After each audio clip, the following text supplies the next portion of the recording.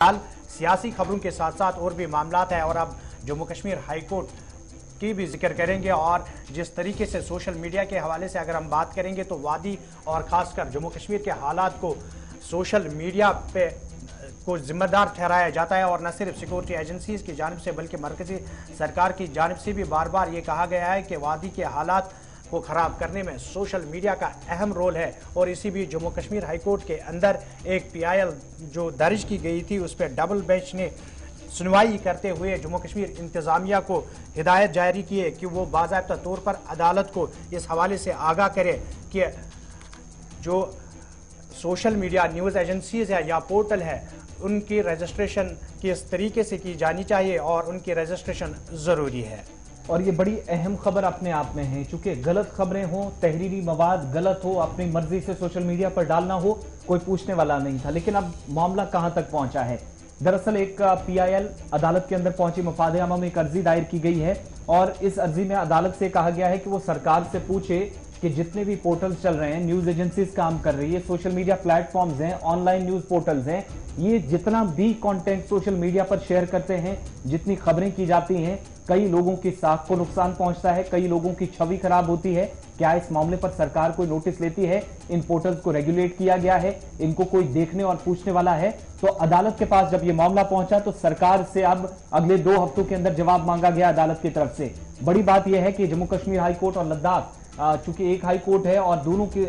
जो division bench है, जब PIL उसके सामने पहुंची तो तफसीली रिपोर्ट तैयार करके जो फाइल की गई थी, जिसमें यह कहा गया था चीफ जस्टिस पंकज मित्तल के सामने और संजय धर के सामने कि जितनी भी एजेंसियां जम्मू कश्मीर के अंदर जो तहरीरी मवाद सोशल मीडिया पर शेयर करती हैं, इससे यह है कि जो असली सहाफी हैं उनको भी नुकसान पहुंचाया गया है। कई सरकारी अफसरान की छवि खराब करने की कोशिश होती है इस तरह की वीडियो शेयर करके या वायरल करके, जिनका कोई जमीनी सूरत हाल से लेना देना नहीं होता है, बल्कि एक यूं कहे कि सही तरीके से इस रिपोर्ट में जो खुलासा पेश किया गया है, PIL फाइल की गई है और एडवोकेट जनरल DC रैना जो कि सरकार की तरफ से जवाब देंगे और दूसरी तरफ एडवोकेट शफकत नजीर जो कि पिटिशनर की तरफ से थे और एडवोकेट जनरल DC रैना जो सरकार से जब जवाब मांगा गया है तो अदालत की तरफ से उन्हें अब हुक्म दिया गया है। इसमें बड़ी बात यह है कि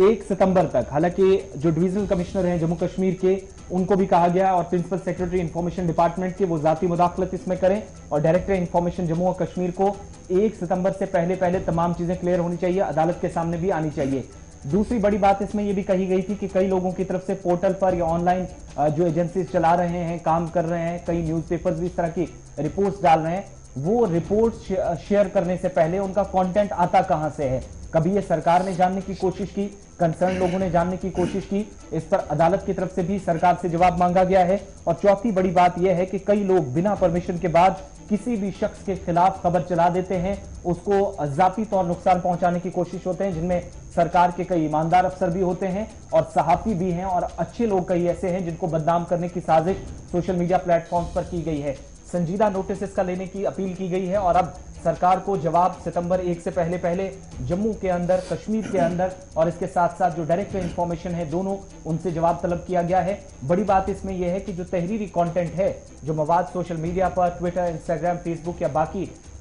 ऑनलाइन पोर्टल्स पर आप देखते हैं, ये एक जरूरी बात थी, इसकी छानबीन करना जरूरी थी और अवामी हलकों ने इस पर खुशी का इजहार भी किया है कि सरकार की तरफ से अगर इसका कम से कम नोटिस नहीं लिया गया तो अदालत ही सही किसी न किसी तरीके से ये तो पता चल पाए कि जो कंटेंट शेयर होता है वो आता कहां से है और किस बुनियाद पर किसी को तनकीद यूं ही बना दिया जाता है।